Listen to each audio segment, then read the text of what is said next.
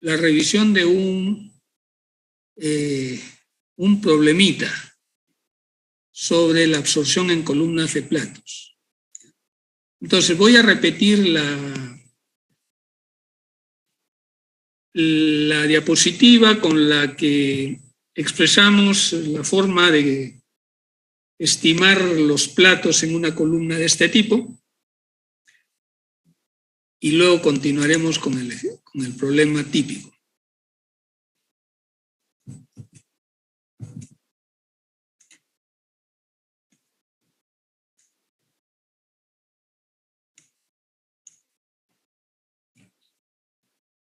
¿Pueden ver ya la pantalla? Sí se ve, profesor. Ya, muy bien.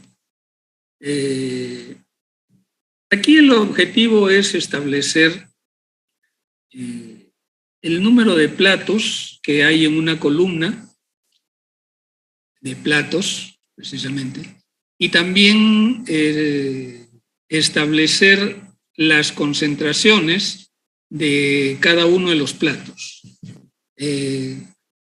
Suponemos en esta columna que los platos son ideales y por tal entendemos que en cada plato se alcanza el equilibrio. Y de tal manera que aquí vemos, por ejemplo, un plato cualquiera, digamos el segundo plato, vemos que hay dos flechas saliendo del plato. Una hacia arriba, el gas, otra hacia abajo, el líquido.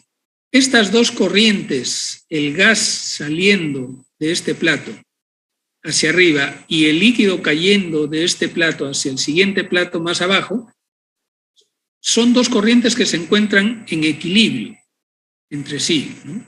En fase gas y en fase líquida.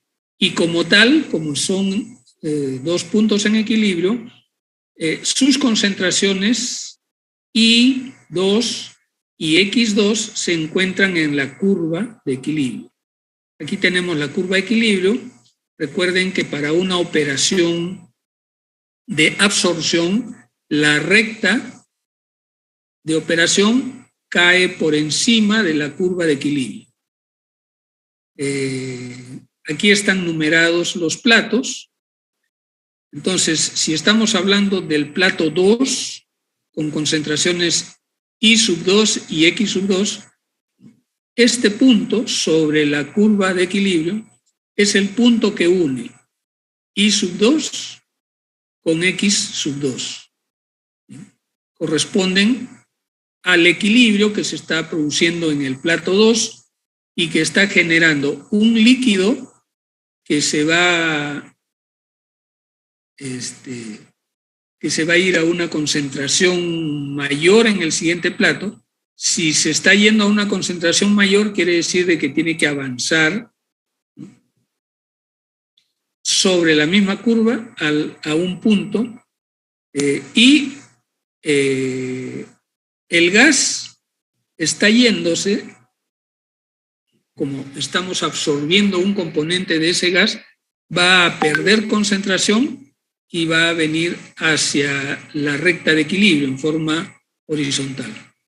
Entonces, esto es lo que nos permite a nosotros calcular los platos y las concentraciones en este punto. Supongamos, partimos de este punto, ya sabemos, el gas se va hacia arriba, hacia una concentración menor, horizontalmente, hasta la recta de operación. El líquido se va hacia abajo, hacia el siguiente plato, pero su concentración va a corresponder sobre la recta al siguiente plato. Esta línea de acá.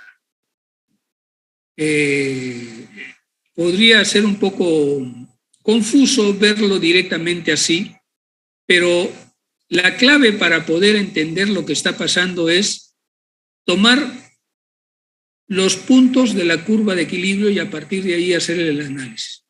Un punto de la curva de equilibrio representa una concentración en los platos, de tal manera que hay un gas yéndose en equilibrio con un líquido que está cayendo, que también está yéndose del plato. Bien, eso está expresado acá. En un plato ideal, el líquido y el gas que salen del plato están en equilibrio, por tanto, sus composiciones X sub J y sub J se encuentran sobre la curva de equilibrio. El líquido que cae de un plato intercambia masa con el gas que viene del plato siguiente. Digamos, ya que hablamos del plato 2, el líquido que cae de este plato 2 se está cruzando en el camino con el gas que viene del plato de abajo. Entonces, estas dos concentraciones deben estar apareciendo en la recta de operación. X sub 2, que es esto, con Y sub 3, que es esto. Entonces, este punto representa esa combinación de líquido. No, por ahora no, gracias. Gracias. Entonces, la concentración, decía, del líquido que está cayendo con el gas que está subiendo del plato más abajo. Entonces, con esas ideas nosotros vamos a poder realizar los cálculos. Ahora, nosotros, miren, esta es la recta de operación. La recta de operación ha sido calculada en diapositivas previas, utilizando las características de los mínimos flujos. ¿Recuerdan? El mínimo flujo de líquido para realizar la operación de absorción, y sobre ese mínimo flujo se le multiplica por un cierto factor, 1.1, 1.2, 1.5, 2, 3, 4, etc. Cualquier factor por encima. Y eso es lo que determina entonces las coordenadas de esta recta de operación en esta gráfica. Ahora, una vez que ya está establecida esa recta de operación y como ya existe también una curva de equilibrio preestablecida, ahora el asunto es cómo determinamos los platos en esta columna. Nosotros podríamos empezar desde este punto, ir bajando, como se ve acá, se baja directamente desde el extremo hasta la curva de equilibrio, luego horizontalmente a la recta de operación, luego a la curva de equilibrio, recta de operación, curva, recta, curva, recta, curva, recta, y así sucesivamente hasta terminar. ¿Bien? Pero también lo podemos hacer al revés, es decir, empezamos por el punto 1, este de acá, igual curva, recta, curva, recta, curva, recta, etcétera, ¿no? Hasta que también terminamos. Pero hay una dificultad. Aquí en esta figura se ha dibujado de tal manera que estas líneas coinciden exactamente con el punto de la recta de operación y de igual manera con este punto de acá. Pero eso no siempre ocurre. No siempre ocurre. De repente nosotros empezamos por acá a hacer la bajada y cuando llegamos al último, al hacer la horizontal, ya no cortamos la recta de operación. De la misma manera, si yo empiezo por acá, voy avanzando y cuando llego al último, ya no corto la recta de operación, se me pasó de largo. ¿Bien? Entonces, ¿de qué manera podemos hacer nosotros la operación? La lógica nos indica que hay características que no podemos cambiar en esta columna, y esa es la característica del gas que vamos a absorber. Este gas ya tiene una composición predeterminada, un flujo predeterminado, y como está acá una cantidad de gas inerte, que sería el aire, en fin, el que lo esté arrastrando. Muy bien, eso ya está predeterminado. Entonces, no lo puedo cambiar. Si yo hiciera una operación de tal manera que me va a generar, por ejemplo, en este caso dice G sub NP más 1. Quiere decir que sería este punto de acá. Este punto no lo puedo cambiar, porque es ya lo que existe. ¿Podría yo cambiar la concentración que está saliendo por aquí, el I1, o puedo cambiar la concentración que está saliendo por X, acá? Pero esto ya no. Entonces, como esto es la especificación con la que yo voy a trabajar, nosotros debemos tratar de empezar por este punto. Y este punto significa, para esta operación de absorción, significa GNP más 1. Por lo tanto, su concentración INP más 1 es el punto donde debemos empezar. Aquí. Y ahí empezamos a bajar.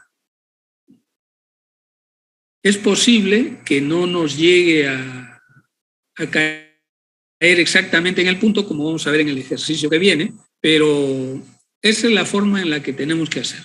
De todas maneras, haciéndolo desde el otro lado, solamente por simetría, vamos a encontrar que el número de platos es el mismo, pero las concentraciones van a ser un poco diferentes.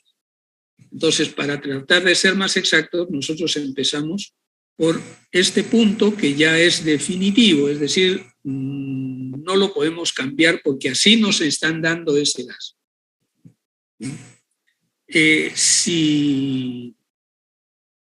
Bueno, espero que les esté claro esto. Si no lo está, tal vez alguno de ustedes quiera manifestarlo para ver si de alguna otra manera se explica. Bueno, entonces vamos a continuar y ahora vamos a ver el problema. El número 2 acá aparece. 180 kilomol por hora de CO2, que va a ser el gas inerte, que arrastra 2% de etanol a 30 grados centígrados y 110 kilopascal, se tratará en contracorriente con agua a igual temperatura y presión para recuperar el etanol. Determina el número de etapas para recuperar el 97% del etanol. O sea, entran 2%, de este 2% hay que recuperar el 97% que ingresaron. La presión de vapor del etanol a 30 grados centígrados es 10.5 kilopascal. Asumir mezcla ideal. Usar 1.5 veces el flujo mínimo. Bueno. Empezamos entonces viendo las fracciones molares. 2% de etanol en volumen o en moles es equivalente. Por lo tanto, la fracción molar del gas que está entrando es 0.02. Luego de ahí se puede calcular la composición libre de soluto, 0.02 entre 1 menos 0.02. O sea, la cantidad de etanol que hay entre la cantidad de gas inerte, o sea, el CO2, que se supone que no va a ser absorbido. Bueno, esto da 0.02041 moles de etanol por mole de gas seco, podríamos decirle, o sin soluto o inerte. El flujo de gas. El flujo global del gas, tal como nos han dado, son 180 kilomol por hora. Podemos encontrar cuál es el gas inerte, o sea, solamente el CO2, con esta operación, que va a ser 180 kilomol por hora por solamente la fracción que corresponde al CO2. Entonces, resultan 176.4 kilomol por gas inerte por hora. Kilomol de gas inerte por hora. Bien, para remover el 97% significa que nosotros vamos a tener una composición en la salida de este gas. Esto es lo que está entrando y se le está retirando el 97%, por lo tanto lo que está quedando aquí es el 3%, ¿no? 0.03. Entonces es 0.02041 moles de etanol por mol de gas inerte por 1 menos 0.97 resulta ser 0.000612 moles de etanol por mol de gas inerte. Bien. Listo. La fracción molar en el líquido. Está entrando agua pura, por lo tanto su fracción molar es 0. Y como composición libre de soluto también va a ser 0, ¿no? 0 moles, en este caso sería de agua, moles del etanol, aquí debería ser la E, por moles de líquido. Un momento.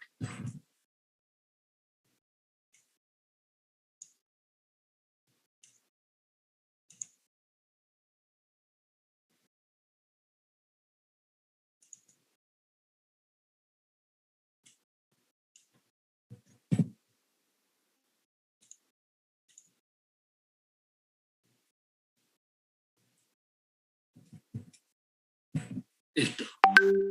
Corregido. Bien. Considerando que se trata de una solución ideal, con una presión de vapor del etanol, o sea, presión de componente puro a 30 grados centígrados,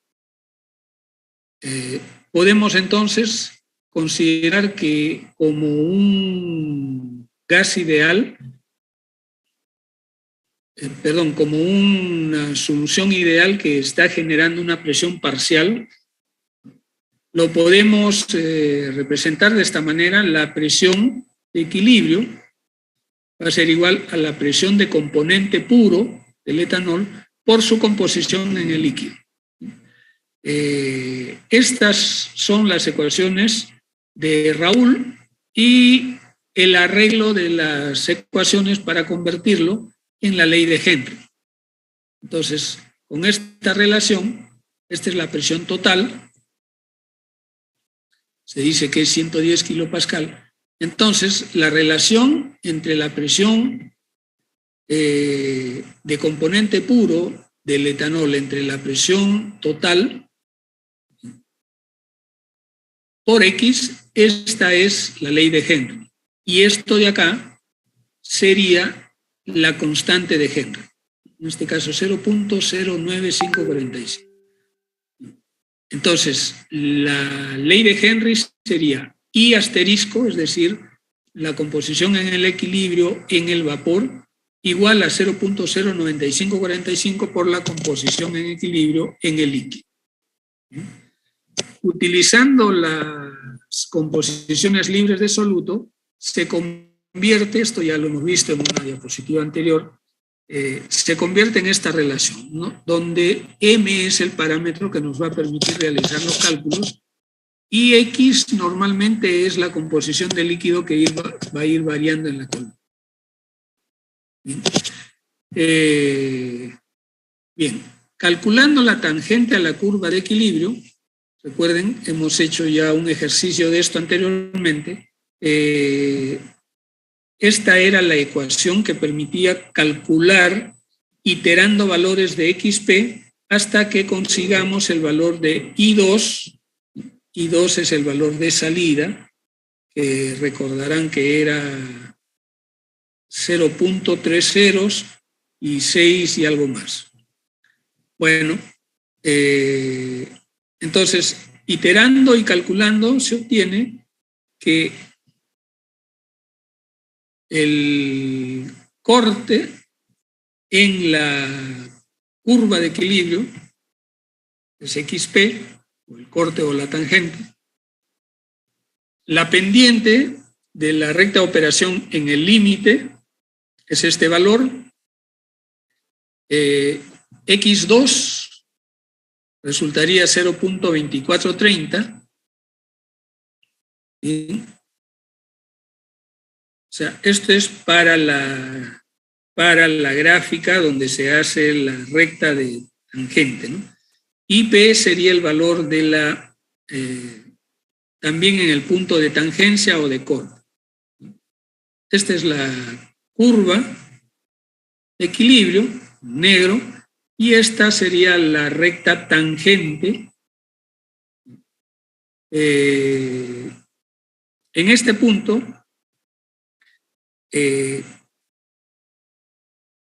viendo esta,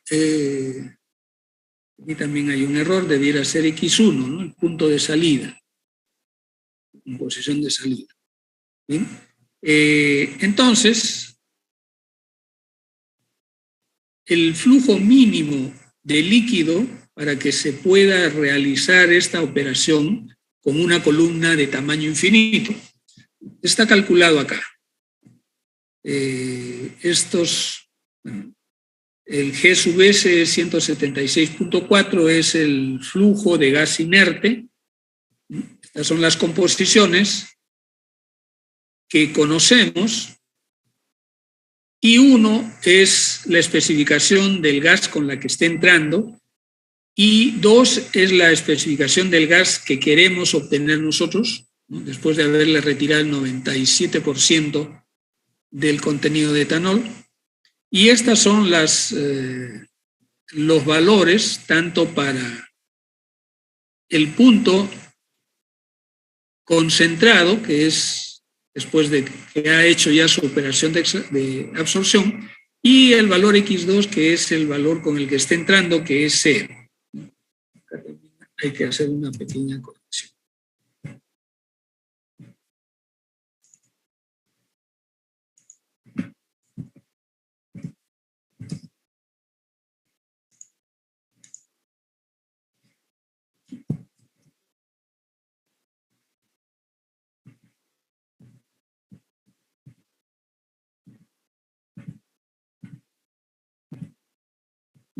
Muy bien, entonces con esto se está obteniendo el flujo mínimo de líquido, 14.3717 kilomol por hora.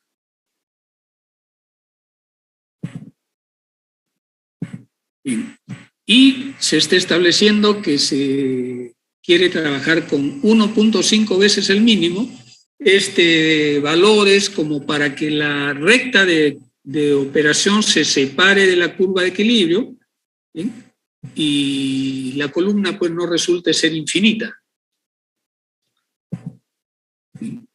Multiplicando el mínimo por el 1.5 se obtiene 21.5574 kilomol por hora.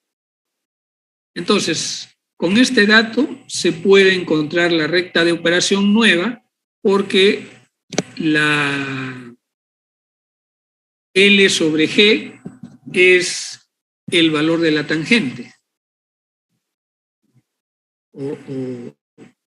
Bueno, a partir de este dato, entonces es posible obtener el valor de X1 en la gráfica. O sea, este es el valor cuando tenemos el caso mínimo, y aquí en la línea verde es el valor con 1.5 veces el mínimo. Entonces, para este valor estamos encontrando este punto que es X1. Calculado 176.4 kilomol por hora entre 21.5575. Y acá la diferencia de composiciones de entrada y salida, más el valor de la composición de entrada de líquido, que en este caso es 0. Entonces resulta 0.16199 fracción molar. Bien, ahora, como dijimos, las etapas las podemos realizar gráficamente. Los cálculos también los podemos hacer en Excel o con cualquier programa que nos permita realizar cálculos con varios decimales, porque en la gráfica obviamente es un poco más difícil hacerlo, ¿no? Pero de todas maneras, gráficamente lo haríamos así. Empezamos del punto en el que conocemos la composición de entrada. La composición de entrada del gas es 0.02041. Este valor es el que nos sirve de punto de inicio. Entonces, empezamos así hasta la curva de equilibrio, pasamos a la recta de operación, una vez más a la curva de equilibrio, y así sucesivamente, hasta que esta última línea pasa o exactamente por la línea, por el punto que aparece acá, o en un pelo pues por debajo.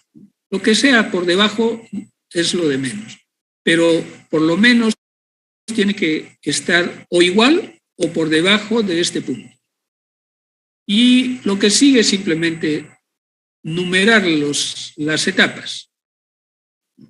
Recordemos que las etapas aquí van a estar en sentido inverso porque el gas entra por abajo. Entonces, si queremos numerarlas en la forma estándar, que es la numeración de arriba hacia abajo, diríamos que esta es una etapa, 2, 3, 4, 5, 6 y 7 etapas de equilibrio. Bien, estamos suponiendo que se trata de una operación ideal y los platos son platos ideales, ¿no?, donde se alcanza el equilibrio. Bien.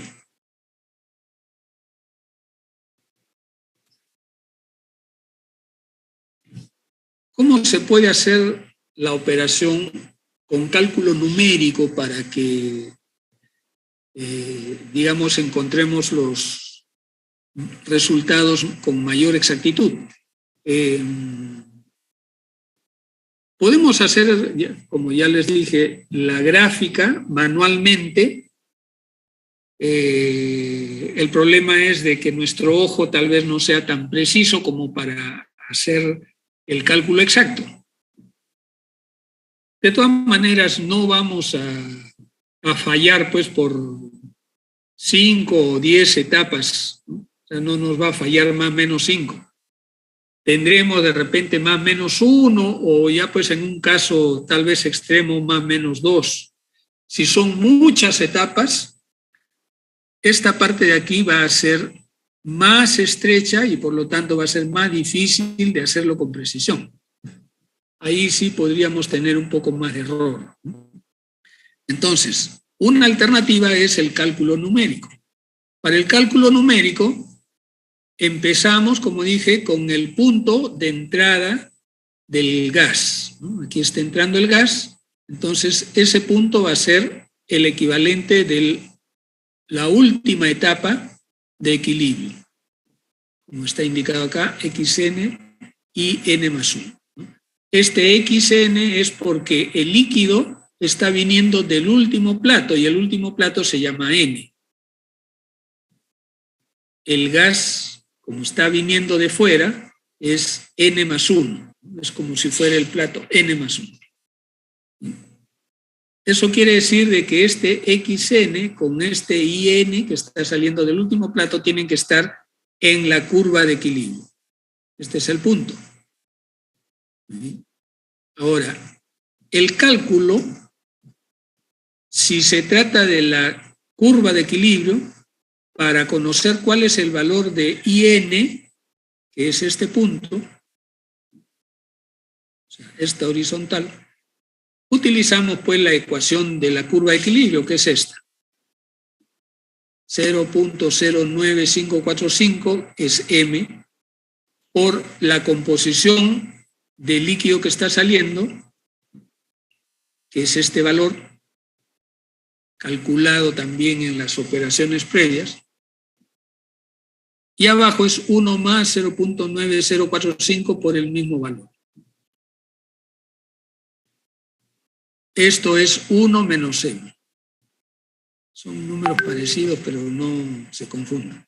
Entonces, esto me da el valor del equilibrio en el vapor en el último plato. Luego, el siguiente paso hacia arriba en la columna, pero hacia abajo en esta gráfica, es calcular utilizando la pendiente que previamente se ha conocido, ¿no? Este es el valor del gas inerte que entra por especificación y este es el flujo del solvente inerte también, ¿no? Sin soluto, que nosotros hemos calculado como el máximo, perdón, como 1.5 veces el mínimo. Entonces, con eso calculamos el otro valor, que sería el xn-1. Y con eso repetimos esto, es decir, volvemos a calcular acá, reduciendo el n, ¿no? Después volvemos a calcular acá y así vamos haciendo entre los dos hasta que se nos acabe pues el valor, es decir, hasta que este valor que salga, que va a ser de I, resulte menor o igual que este número. De esa manera hacemos el cálculo numérico. Ustedes ya determinarán qué es lo más conveniente para su resultado con el que van a trabajar.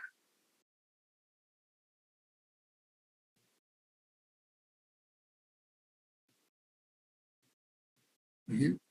Entonces, estas son las dos ecuaciones y el cálculo continúa hasta que se encuentre un valor de IJ.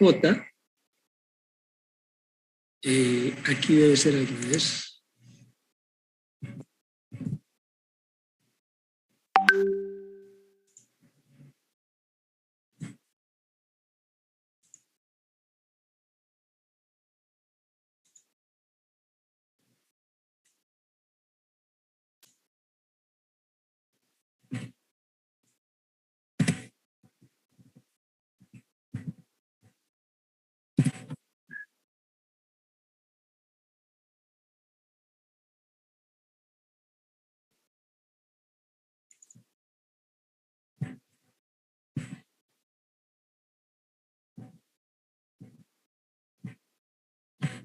Ya. O sea, hasta que encontremos que el cálculo del IJ resulta ya menor que el valor del I2, que es el valor que hemos calculado como para la salida de este punto. Bien, y estos son los cálculos numéricos realizados, empezando del plato N, N-1, -2, etcétera. O sea, asumiendo que este de acá es N. Cuando hemos terminado, ahí simplemente contamos cuántos tenemos acá, ¿no? 1, 2, 3, 4, 5, 6, 7. Lo que corresponda, bueno, ese es el. Aquí, por ejemplo, ya salen valores negativos, quiere decir que esto ya no es. Ya no es. Muy bien. ¿Está todo claro sobre ese cálculo? Este va a ser un cálculo que ustedes van a repetir con sus variantes correspondientes en el tema también de la destilación, porque en destilación también hay una recta de operación y una curva de equilibrio. Podría haber una recta, la recta de operación puede ser una curva en vez de una recta, pero el principio es más o menos el mismo. ¿Alguien quería manifestar algo? Sí, profesor, yo tengo una consulta. Bueno. Entonces estaría bien llevar papel milimetrado para el parcial, ¿no? Para que sea lo más exacto posible. Sí, es correcto, pero eso lo vas a tener que pasar después a tu hoja de examen. O adjuntarla de alguna manera con tu hoja de examen. Que no ser presencial el parcial, por lo que vi, ¿no? Claro. Lo tendría que entregar junto nomás, ¿no? Tal vez con un engrampador. Eso sí. de alguna manera sujetarlo, no vaya a ser que por ahí se vuele y después uno no lo ve, ¿no?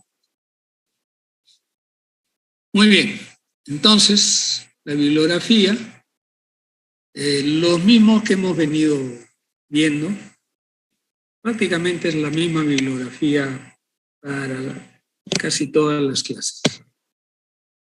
Bueno, voy a pasar entonces al siguiente tema. Profesor, ya que mi compañero habló del parcial, ¿hasta qué tema viene el parcial? ¿Hasta este que acabamos de pasar? Hasta esto que estamos viendo, absorción. Hasta este nuevo tema también que va a ser también. Este que vamos a hacer ahorita también. Ya, profesor, gracias. O sea, el tema es hasta absorción, ¿no? Bien, entonces, veamos.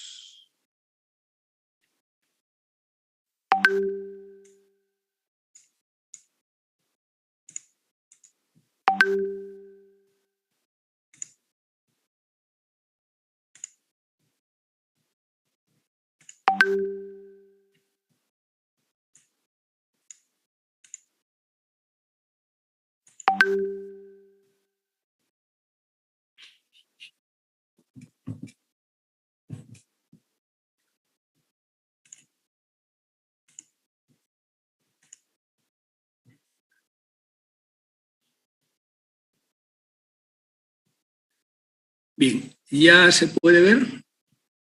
Sí se ve, profe. Bien, entonces lo que vamos a ver ahora es el tema de la absorción en columnas empacadas. Hemos empezado en la clase pasada viendo el tema de la absorción en general. Hemos visto la absorción en columnas de platos. Y ahora vemos la absorción en columnas empacadas. Como dije en clase anterior, las columnas empacadas suelen usarse con un poco más de frecuencia que las columnas de platos, sobre todo cuando las columnas son de pequeño tamaño en diámetro. Son de poco diámetro, no son muy altas, por lo general. Aunque la aparición del relleno estructurado ha cambiado un poco el asunto del tamaño. Ya no es tan crítico porque los empaques generalmente son de un plástico bastante liviano, entonces puede crecer un poco más. Cuando la columna está empacada con empaques que son pesados, por ejemplo, por decir anillos Rashid de acero inoxidable, conforme aumenta el tamaño de la columna, aumenta también el peso de la columna y eso puede generar algunos problemas si la columna es muy grande. Reemplazando el relleno por empaques estructurados, resuelve un poco el problema de la altura. Y bueno, tiene sus ventajas y desventajas el empaque estructurado, pero mayormente, todavía digo, la absorción de columnas empacadas se reduce o se utiliza más cuando los diámetros son relativamente pequeños, ¿no? En diámetros grandes tal vez no es tan usado y ahí se prefiere un poco las columnas de platos. Bueno, veamos entonces este tema.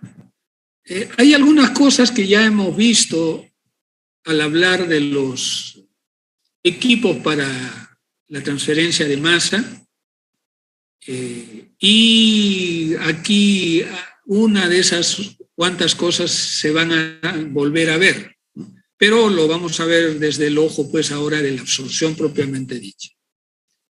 Bien, entonces, las columnas empacadas tienen la ventaja de que producen mayor superficie de contacto por volumen que las columnas de platos. Recuerden, las columnas de platos tienen un líquido estancado a través del cual va burbujeando, ¿no?, el gas, mientras el líquido va avanzando en forma horizontal. Entonces es un flujo cruzado. Eso es lo usual en una columna de platos. Por el contrario, en una columna de empaque, como en la que estamos viendo, toda la operación es continua, hacia arriba el gas, hacia abajo el líquido. Adicionalmente, en las columnas generalmente hay un espacio libre en cada plato, libre para que se pueda desarrollar el gas, es decir, el gas sale,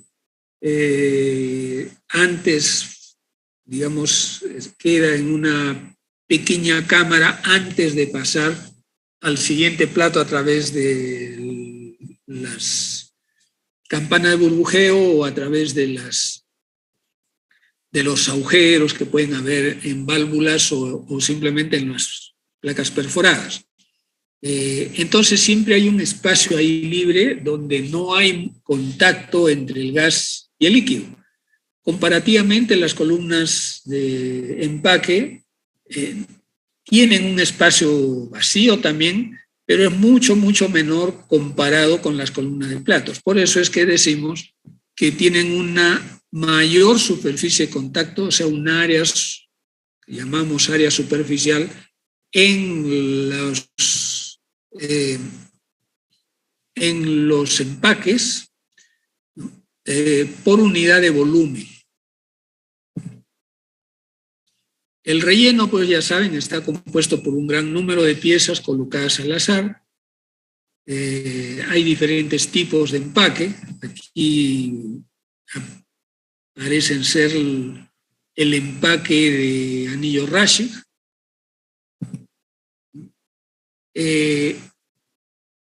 Una de las ventajas es que se controla mejor la caída de presión porque el flujo es más fácil de regular en una columna de este tipo que en una columna de platos. El flujo de gas. Se usan ampliamente para operaciones de absorción con diámetros de columna relativamente chicos. Digamos, hasta 1 metro, de repente 1,5 metros tal vez. Más grande que eso no es muy usual. No digo que no haya, simplemente que la frecuencia de uso de columnas grandes, por ejemplo 6 metros, es ya muy baja comparada con la columna de platos. Las columnas de platos pueden hacerse hasta diámetros de 15 metros, 12 metros. No son muy raros de encontrar. Una de las desventajas, pues, es de que es más difícil de limpiar y darles mantenimiento en general, que en el caso de las columnas de platos. Bueno, lo que nos interesa a nosotros en una columna empacada es cómo es la transferencia de masa. Entonces, utilizando el concepto de la doble película que habíamos estudiado previamente, podemos considerar que en cada fase existe una resistencia al paso, ¿no?, para llegar a la interfase y luego para pasar a la siguiente fase, ¿no?, tanto por el lado del gas como por el lado del líquido. Cuando hablamos de la absorción, el componente se encuentra en la fase gaseosa, ¿no?, tiene una cierta resistencia para atravesar la película, digamos, y llegar a la interfase, y una vez que atraviesa la interfase también hay una cierta resistencia para atravesar la película del líquido y pasar a la masa del líquido. Esa es la idea de la doble película que se ha utilizado para tratar de realizar los cálculos de transferencia. En el caso de la desorción es al revés. El componente que se encuentra en el líquido igual tiene una resistencia para atravesar la película del líquido hasta la interfase y de la interfase para atravesar con otra resistencia hacia la película del gas y de ahí a la masa del gas. En algunas operaciones nosotros podemos considerar que la resistencia se encuentra solamente en uno de los lados. Por ejemplo, podríamos decir que la resistencia al paso del componente desde el gas hacia la interfase es mucho más grande, de tal manera que prácticamente se desprecia la resistencia que puede haber en el líquido. Eso suele ocurrir, por ejemplo, en el caso en los que existe una cierta reacción. Si el dióxido de carbono, por ejemplo, está siendo absorbido con una solución de hidróxido de sodio, el dióxido de carbono, anhídrido carbónico, gas carbónico, apenas atraviesa la interfase, reacciona y queda retenido. Entonces su resistencia en la fase líquida es prácticamente cero, porque desaparece como sustancia. Ese es un caso. El caso inverso en la desorción, podríamos decir, por ejemplo, en el caso en que tenemos una solución muy volátil, donde la sustancia se encuentra muy cercano a o con una presión parcial comparativamente alta. Podríamos decir, por ejemplo, ya que hemos hablado hace un rato del etanol, por ejemplo, el etanol mezclado con agua, pero a una temperatura comparativamente alta, digamos 50, 60 grados centígrados.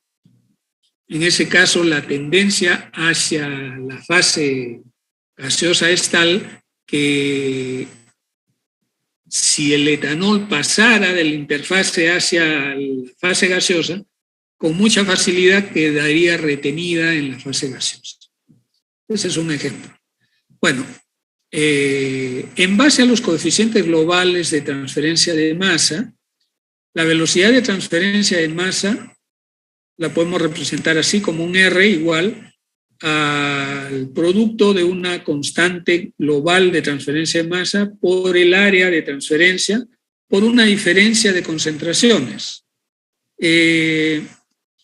Ya se ha hablado anteriormente de esta forma de presentar las ecuaciones en donde podríamos, o sea, saltándonos la parte donde es la diferencia entre la concentración de la masa global del gas menos la concentración de la interfase.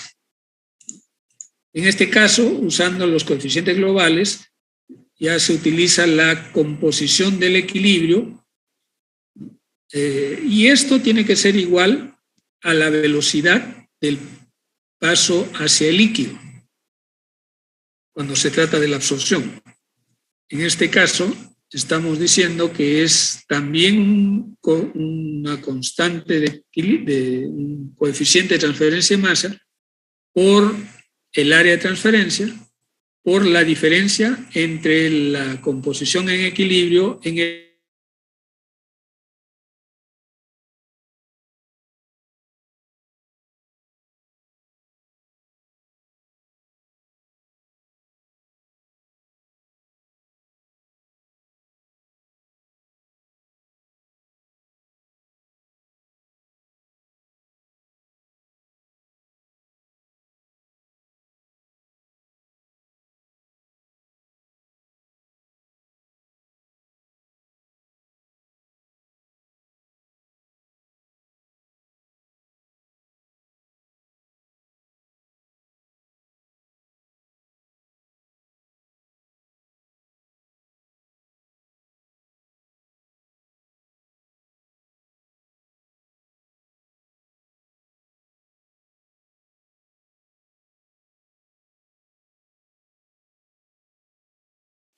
Micro, profesor.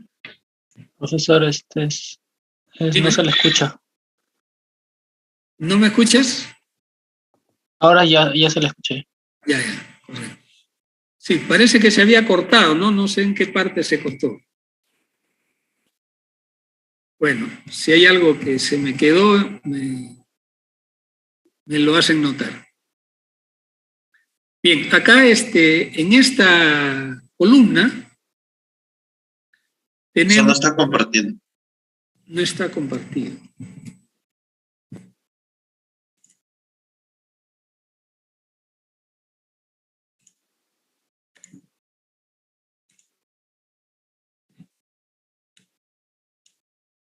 Bueno, ahora sí lo pueden ver. Sí, ¿no? Ya. Entonces, está entrando una corriente de gas IN con una composición IN, indicada acá, para la referencia, y sale con una cantidad OUT y una composición OUT. De la misma manera, el líquido tiene una entrada y una salida. Podemos hacer el análisis en una sección de la columna, digamos una cosa así, tomando referencia el tope, o la parte inferior, o simplemente un diferencial de altura. Aquí aparece como L la altura y DL el diferencial de altura, LT la altura total. En lo que he desarrollado en las ecuaciones, lo tengo en vez de L la H, ¿no? Para que sea distintivo, no se confunda. Bueno, entonces, haciendo un balance en el diferencial de altura, el diferencial de componente que está cambiando en este diferencial de altura, que es el diferencial de G por I, el signo negativo es porque suponemos que está realizándose la absorción, por lo tanto, la composición va disminuyendo conforme sube el gas. Esto debe ser igual, como se ha indicado anteriormente, a la velocidad de transferencia del componente, que es esto, por S, que es el área, la sección transversal para la transferencia, y por el diferencial de altura. Esta es el área de interfase, el coeficiente de transferencia de masa global basado en el gas, ¿no? Y la diferencia de composiciones de la masa de gas y del equilibrio en la transferencia. Entonces, en base a los flujos de gas seco y líquido no volátil, es también posible escribir de esta manera. Este es el flujo de gas inerte, seco o simplemente el gas que no se disuelve, y el líquido solvente que no tiene soluto. Bueno, esto también ya han visto estas ecuaciones anteriormente. Entonces, en base a esta combinación de ecuaciones es posible desarrollar que esta derivada o este diferencial se puede expresar de la siguiente manera, o sea, pasando a través de estas operaciones intermedias hasta este flujo G, es el flujo global del gas, o el diferencial de I entre 1 menos I. Y lo mismo para el caso del líquido. Este diferencial es igual a L por el diferencial de la composición X en el líquido entre 1 menos X. Entonces, igualamos con la ecuación arriba y se hace la integral. Entonces, esta integral, si lo integramos desde un punto inicial hasta un punto final, estaremos encontrando la altura total, que aquí aparece como LT. Esta sería la altura total.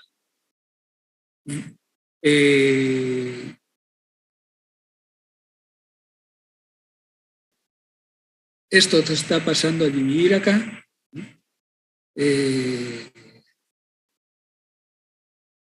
Todo esto pasa a dividir. Entonces simplemente tenemos esa integral. Lo mismo para el caso del líquido. Pues tenemos una integral desde un punto 1 hasta un punto 2 de esta expresión que sale también de pasar esto a dividir hacia abajo. La integral de la altura es simplemente la altura total de la columna. Pues tenemos dos ecuaciones, una basada en el gas y otra basada, aquí también debía ser X. Vamos a hacer la corrección rápidamente.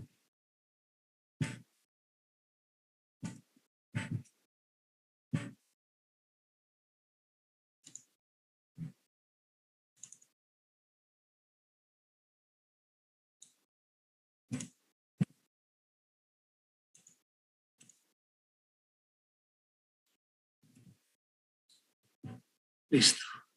Muy bien. Entonces, continuando, para tratar de hacer una simplificación en estas ecuaciones de integración, se utiliza la media logarítmica de las diferencias de concentración, que se expresa así. Esto es tanto para la media logarítmica de I, o sea, 1 menos I. De la misma manera hay una media logarítmica para 1 menos X, de tal manera que, tratando en el caso del gas, esta relación es constante o aproximadamente constante y puede salir de la integral, de tal manera que solamente queda la integral de términos basados en las composiciones en el gas. Esta es la media logarítmica de 1 menos Y, y abajo 1 menos Y por Y menos Y asterisco. Bueno, esta expresión se puede definir de la siguiente manera. O sea, la altura, que está expresada por esta expresión, es igual al producto de dos términos. La altura de una unidad de transferencia de masa por el número de unidades de transferencia de masa. En este caso, como hemos trabajado con términos basados en el gas, aparece aquí justamente la referencia al gas, ¿no? Entonces, esta es la altura de una unidad de transferencia de masa global, porque se están usando los coeficientes globales, basado en el gas, ¿no? La O es la referencia de global. De la misma manera, este es el número de unidades de transferencia de masa basados en un coeficiente global y basados en el gas.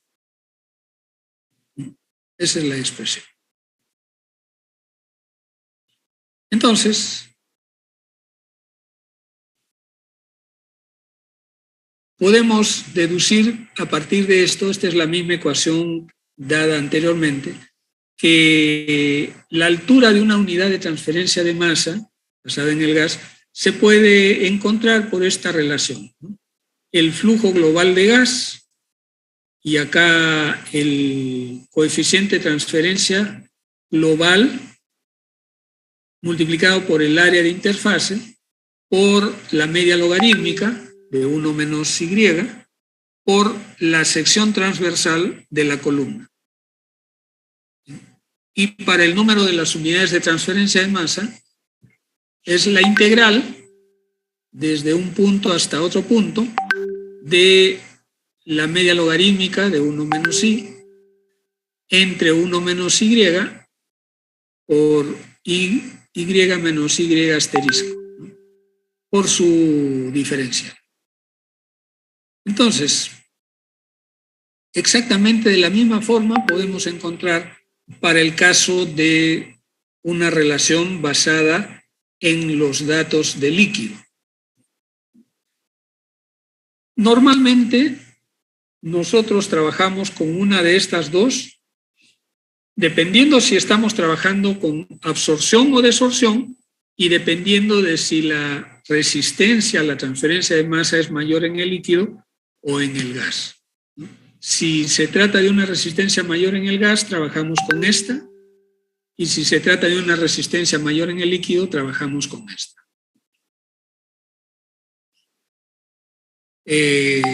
Bueno, estas son las ecuaciones genéricas para los cálculos en una columna. Tomen nota que la orientación que están dando estas ecuaciones son hacia que se tenga una determinación de la altura de la columna que tenga que ver también con el área transversal. Entonces son ecuaciones que pueden servir para el diseño de la columna. ¿Sí? Normalmente nosotros calculamos el número, primero la altura de una unidad de transferencia de masa y la multiplicamos por el número de las unidades de transferencia de masa. Si es que hemos estado trabajando, como en el caso de una columna de platos, y hemos encontrado, por ejemplo, como si fuera una columna de platos, hemos encontrado 8 platos o 7 platos, esos platos van a ser platos teóricos, donde se produce el equilibrio.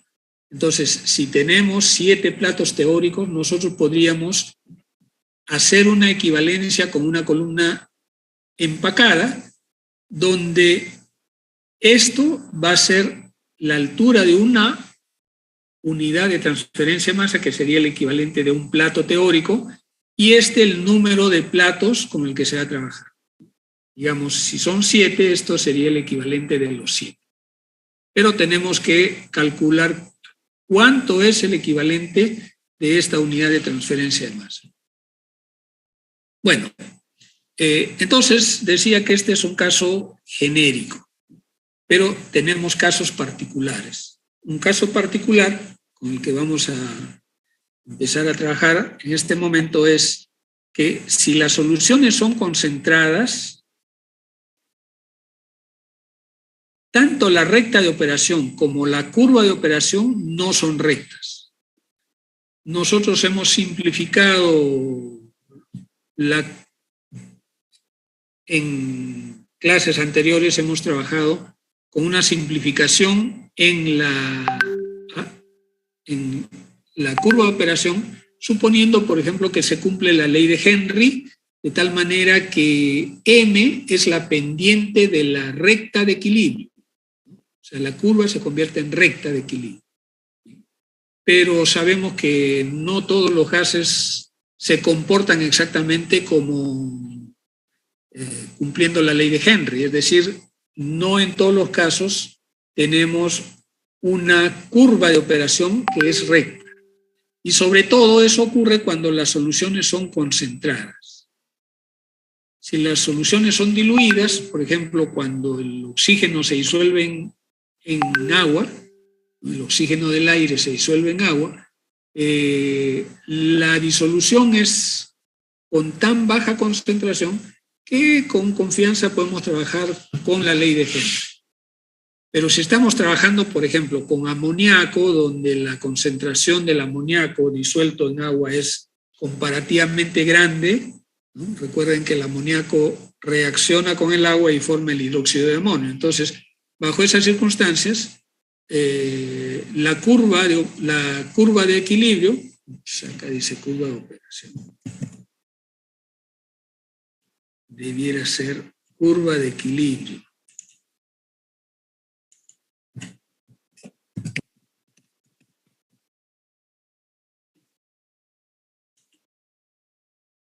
Entonces, la curva de equilibrio ya no es recta. Inclusive, la recta de operación puede no ser completamente recta si es que, como ocurre en algunos casos, las constantes pueden ir variando a lo largo de la altura o del flujo. Nosotros suponemos que el coeficiente de transferencia de masa normalmente es constante en toda la columna.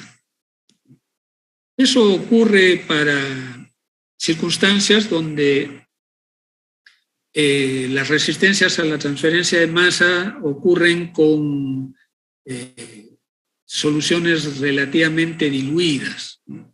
En algunos casos, sobre todo cuando hay desenvolvimiento de calor, los coeficientes de transferencia de masa pueden ser no constantes. Y en esas circunstancias, entonces, la recta de operación ya no es una recta de operación, ¿no? Se convierte en una curva de operación.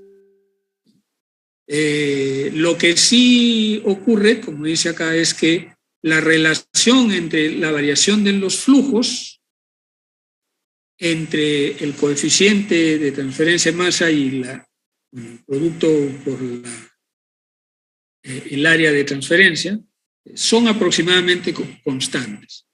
En estas circunstancias de soluciones concentradas o de soluciones donde las constantes no son constantes,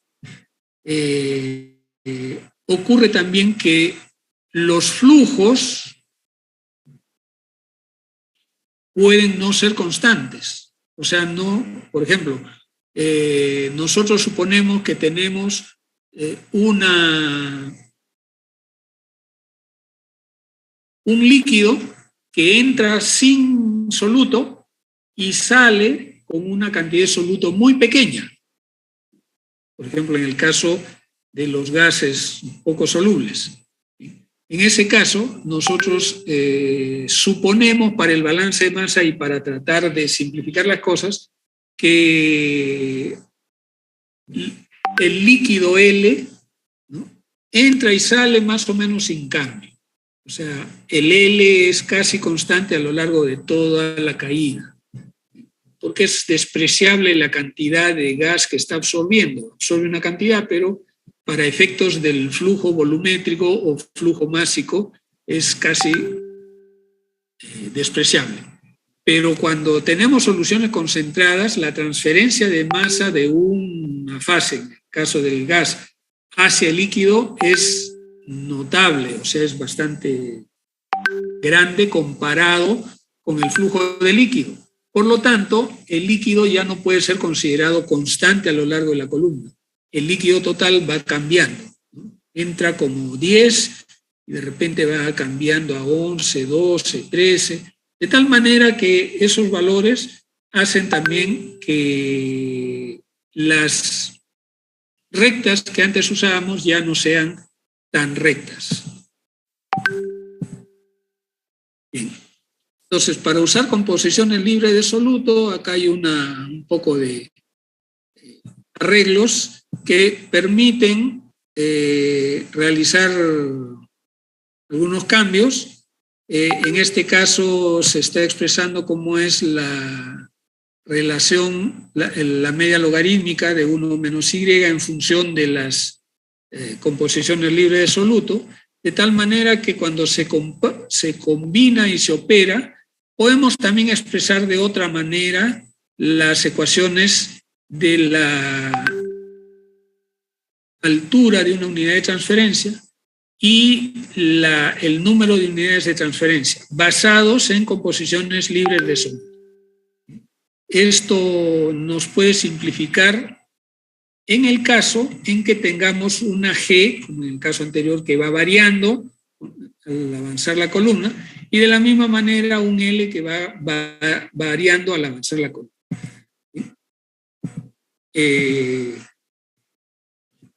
Entonces, para calcular una recta de operación que puede ser variable, o sea que no recta, se puede utilizar también un balance utilizando esta ecuación global, ¿no? O sea, en un punto determinado, el flujo G que esté entrando más el flujo L que esté entrando acá tiene que ser igual al líquido L que está cayendo y al flujo G que está saliendo de acá. Entonces, en base a esto y con un balance de componente del soluto en el tope de la columna, que se obtiene esto de acá, es posible entonces combinar y operar de tal manera que podemos trazar una recta de operación con esta ecuación, donde la composición de I para la recta de operación, que ya ahora va a ser una curva de operación, está determinada solamente por datos conocidos fijos de entrada y salida de la columna. Nosotros vamos a ir variando el valor de X a lo largo de la columna para encontrar el correspondiente valor de Y. Entonces, la recta de operación puede calcularse a partir de estos datos de entrada y salida.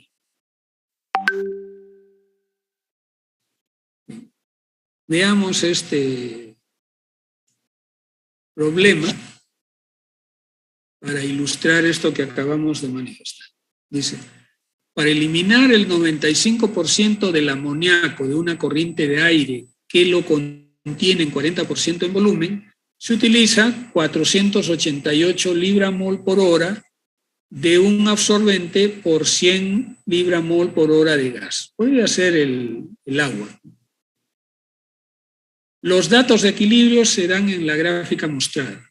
La presión es 1 atmósfera y la temperatura es 298 grados Kelvin. Calcule el número de unidades de transferencia de masa. Bueno, aquí se muestra la recta de operación, que ahora ya no es una recta, es una curva, y la curva de equilibrio correspondiente para esta operación. Es fracción molar de amoníaco en el líquido y fracción molar de amoníaco en el gas. Bien, esta curva se puede trazar también con la ecuación que hemos visto anteriormente. Ahí nos la están dando, pero nosotros la podríamos trazar. Veamos en esta solución el flujo de entrada, 480 libras mol por hora, el flujo de gas, 100 libras mol por hora. Estos son datos. La composición de entrada del gas, o sea, el amoníaco en el gas es 0.4. El gas que está saliendo es el gas que entró menos lo que se va a absorber y va a pasar al líquido. Se va a retirar, dice, el 95% en total. Entonces, eso que va a pasar al líquido se descuenta de lo que entró y quedan 62 libras mol por hora. La composición de salida, en base a estos datos, es el flujo que entró menos lo que se va al líquido entre el flujo total de gas. Eso es 0.03226 fracción molar. La recta de operación, que ahora va a ser una curva, se puede calcular con la siguiente ecuación. Esta es la ecuación que se ha dado en las diapositivas previas. Entonces, reemplazando los valores, para cualquier valor de X acá, se puede calcular un valor de Y. Bien. Ahora, para el cálculo del número de unidades de transferencia, realizamos una tabulación. Lo que se trata de hacer acá, recuerden, a partir de las ecuaciones previas, es realizar esta integral para encontrar el número de las unidades de transferencia. En este problema se está pidiendo encontrar el número de unidades de transferencia. No se está pidiendo calcular la altura de una unidad de transferencia. Entonces, se trata de encontrar esto para el caso del gas. Entonces, eso es lo que se va a mostrar acá. Bien. Entonces, para un valor de I, se tiene una curva de equilibrio. Entonces, este es el correspondiente valor para el equilibrio. Este es uno de los, miren, esto es lo que se va a calcular. Entonces, I menos I asterisco es esto.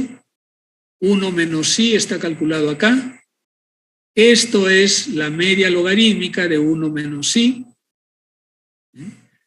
Esta es la ecuación calculada acá, ¿no? O sea, todo esto en base a estos valores están calculados en esta columna. Finalmente, la integral es el producto de esto por el diferencial de una fila a la siguiente. O sea, en este caso, por ejemplo, 0.40 menos 0.35, ese es el diferencial de I, multiplicado por este valor, da este valor. Para la siguiente línea, 0.35 menos 0.30, eso es el DI, multiplicado por este valor, da esto de acá. Lo mismo para aquí, para cada uno de ellos, y finalmente se suman. ¿Bien? Esto es una modalidad de cálculo del integral utilizando pues los rectángulos equivalentes en donde se ha trazado una recta. Se puede hacer una operación gráfica también. En este caso, bueno, es lo mismo en la operación numérica. Y finalmente encontramos entonces, después de sumar todo esto, que este es el valor de la integral, que sería el equivalente de el número de unidades de transferencia basado en el gas. Digamos, redondeando 3.18.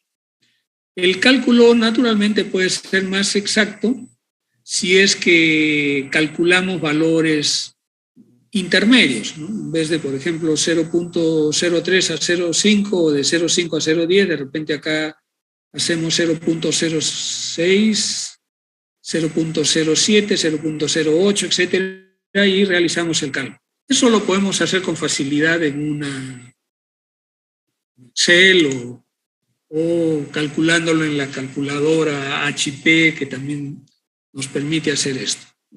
O una alternativa sería una correlación de las curvas, las dos curvas que se han dado, ¿no? O sea, la curva de equilibrio y la curva de operación, y trabajar con ellas. Bueno, tal vez esa operación sea un poquito más complicada por conseguir las correlaciones, pero es una alternativa. De la misma manera se puede usar las composiciones libres de soluto, que era la otra opción. En este caso se hace exactamente lo mismo. Para cada valor de I minúscula se calcula un valor de composición libre de soluto. También hay un valor de I asterisco que corresponde a la curva de equilibrio y su composición correspondiente libre de soluto. Luego, en el caso de la integral es más simple, es la integral del diferencial de I entre Y menos Y asterisco. Entonces acá es exactamente lo mismo. Para encontrar este valor, restamos, bueno, en este caso es acá 0.540, lo restamos a 0.670, ese es el diferencial de este I libre de soluto, y multiplicado por este valor se encuentra este valor.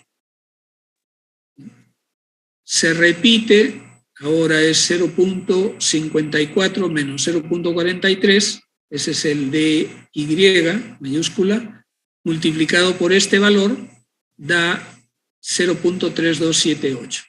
Repetido uno tras otro, llegamos al valor de 3.177,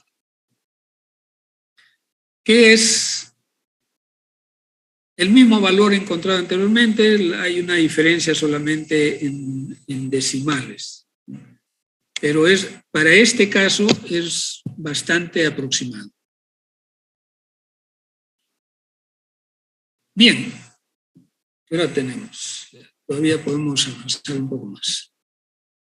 Bueno, Esto que hemos visto hasta ahora corresponde a las características de la transferencia de masa. Estamos determinando características de altura de la columna para un cierto tipo de... en este caso, el empaque está dado por el área superficial, ¿no? Pero generalmente el producto del coeficiente de transferencia de masa por el área de transferencia es un valor que se usa combinado. Bien, lo que viene ahora es también relacionado con la operación de la columna y orientado también al diseño de la columna, y tiene que ver con la caída de presión en el empaque. Si nosotros hacemos pasar a través de una columna rellena con, por ejemplo, anillos Rashi, solamente el gas sin líquido, va a haber una resistencia al paso dado por el empaque. O sea, va a haber una caída de presión. Esa caída de presión es importante. Si nosotros trabajamos con un líquido cayendo y un gas ascendiendo por el empaque, como ya hemos visto anteriormente, existe un cierto límite a la velocidad del flujo de gas, que es llamada la condición de inundación, en la cual el líquido sufre una distorsión en su patrón de flujo. Podría ser de que ese líquido ya no caiga, porque el gas lo arrastra, o puede ser que el gas avance formando bolsones donde no hay transferencia de masa porque el líquido no entra en contacto. Esas condiciones se llaman una condición de inundación y se trata de evitar la operación en ese punto. Por lo tanto, cuando vamos a diseñar una columna, necesitamos determinar en qué punto tenemos esa velocidad que representa la inundación. La línea B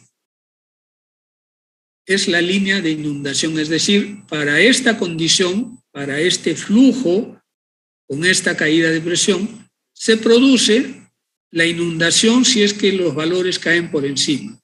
Y por debajo, digamos que este es el límite de la inundación. En toda esta sección entre A y B hay una cierta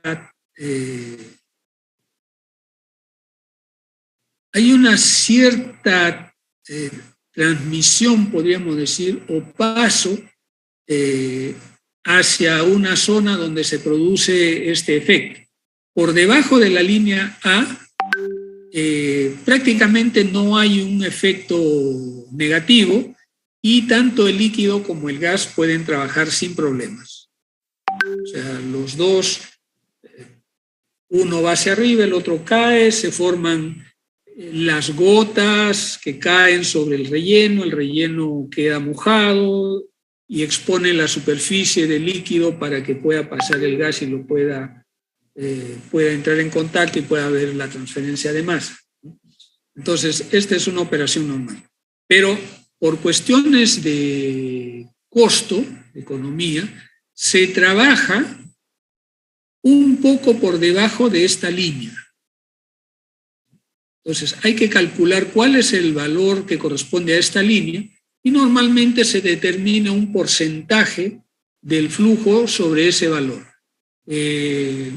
Son normales las operaciones del 70% de este valor.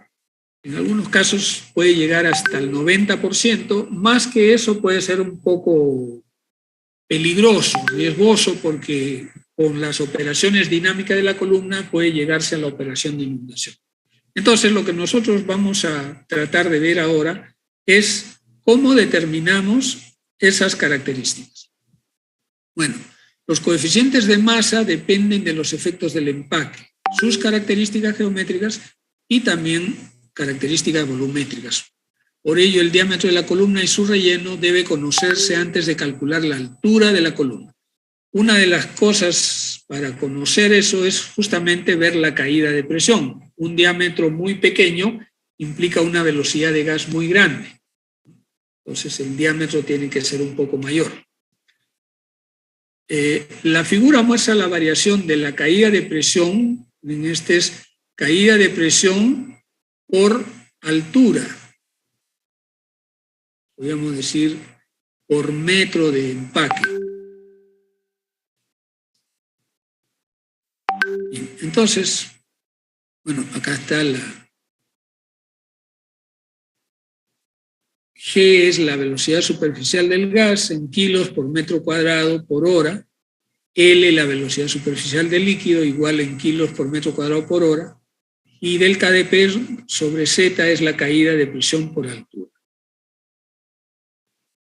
Debajo de A, la retención es constante, es decir, la cantidad de líquido que se mantiene en la columna es más o menos constante. No hay un empuje, digamos, que pueda forzar al líquido a que se vaya. Los flujos pueden ser un poco variables, pero esencialmente la caída del líquido es por gravedad. Entre A y B, o sea, en esta zona que se llama la zona de carga, la retención aumenta, es decir, los flujos son alterados gradualmente y hasta llegar a la línea B, en donde la columna se inunda, aparece gas continuo, como dije, bolsones de gas donde no hay líquido, ¿no? O puede haber una dispersión y hasta el líquido puede ser empujado hacia arriba. Bien. Para un empaque seco, el flujo de gas a través del empaque genera una caída de presión que está correlacionada por la ecuación de Ergun. Esta ecuación está dada por esta relación. Esta es una ecuación que encontramos en el libro de Treibel. Delta de P sobre Z es la caída de presión por altura. Creo que aquí están las... Acá, ¿ya? Bueno, G sub C es la constante de conversión para la gravedad. Epsilon es la fracción de vacío en la columna. O sea, si no hubiera empaque en la columna, la fracción de vacío sería 1, ¿no? O sea, el total sería 1. Pero como hay algo ahí que ocupa volumen, entonces esta es una fracción menor que 1. dP es el diámetro nominal del empaque, ρg es la densidad del gas, G' es la velocidad superficial del gas, N sub RE es el número de Reynolds. El diámetro equivalente de partícula está definido por esta relación.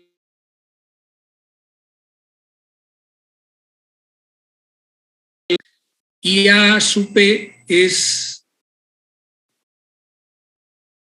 el diámetro el área superficial. ¿Me están viendo normal? Me salió un mensaje que decía que la conexión estaba inestable. ¿Todo bien? ¿Me ven bien? ¿Me escuchan bien? Se le escucha, profe. Sí, Sí se le escucha, ¿Todo profesor. bien? Ya, perfecto. Continúo entonces. El número de Reynolds se calcula de esta manera, es el diámetro equivalente por la velocidad superficial entre la viscosidad del gas. Se dice que para flujos mayores a 0.7 kilos por metro cuadrado por segundo puede usarse la siguiente ecuación utilizando un CD, que es un factor que aparece en las tablas. Bueno, aquí G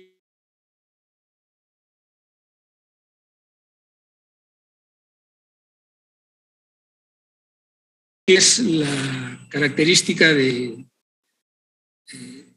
los empaques. Esta es una tabla que aparece en el libro de Treibel. Está aquí para los anillos Rashi. Estos constantes son valores que se van a utilizar en diferentes de las diferentes ecuaciones para los cálculos que se van a realizar. Esta es la tabla 6.3 del libro de Treibel. Es solamente una parte, ¿no? La parte relacionada con los anillos Rashi.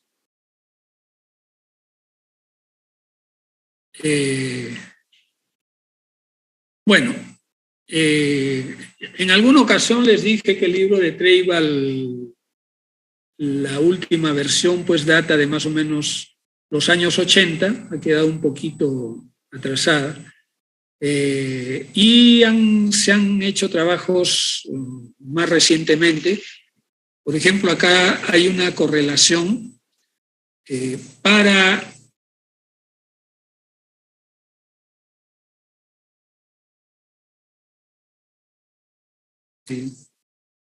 empaques, ¿no? O sea, dice el ajuste de la ecuación de Ergun para más de 50 empaques, incluidos empaques estructurales. La ecuación de Ergun es la que se ve en la línea. Hay dos tendencias notables: a bajo valor del número de Reynolds y a alto valor del número de Reynolds. Aquí hay una corrección, fíjense, en el número de Reynolds, y esto da también un término que es más o menos semejante a lo que hemos visto en las ecuaciones anteriores. Esto lo vamos a trabajar con las nuevas ecuaciones que se han determinado a partir de esta gráfica, que es esta de acá, ¿no? Es una correlación más reciente. Aquí tenemos algunos términos que hay nuevos, este por acá, este por acá. Esta es la velocidad lineal. Bueno, este delta P sobre Z es la caída de presión por altura. AP sigue siendo el área específica. Epsilon, la fricción de vacío. U sub V es la velocidad lineal del gas. Rho, la densidad del gas. KW, llamado factor de pared. Este factor de pared se calcula de la siguiente manera, donde este dt es el diámetro de la columna. Este es, como dije, el diámetro del equivalente de la partícula. Epsilon es la fracción de vacío. Este diámetro de partícula es la misma dada anteriormente. ¿Bien? Y este signo, que es la letra griega psi, es el producto de un factor por dos términos acá. Este es el número de Reynolds. Este número de Reynolds se define con esta ecuación. Bien. Y este CP es un factor que también está tabulado. Como esta es una ecuación más, este es un método más reciente, este factor no aparece en el libro de Treibel. Me parece que lo presento aquí. Aquí está. Esta es una tabla en donde sí aparece ese factor. Es este CP. Bueno.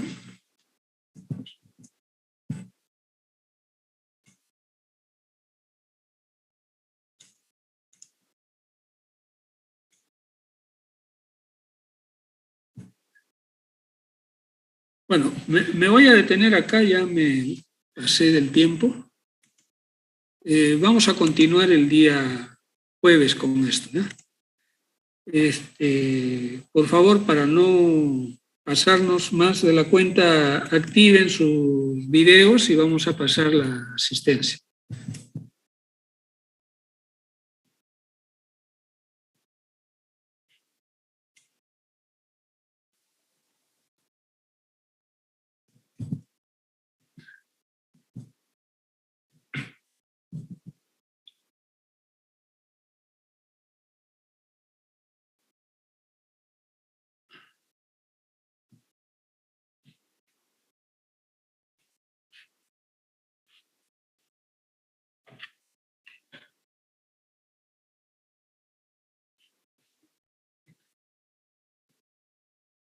¿Ya? Por favor, Tasaico, Cano, Valdeón, Tapia, Araujo, Chura, Velarde, activen por favor videos. Voy a empezar con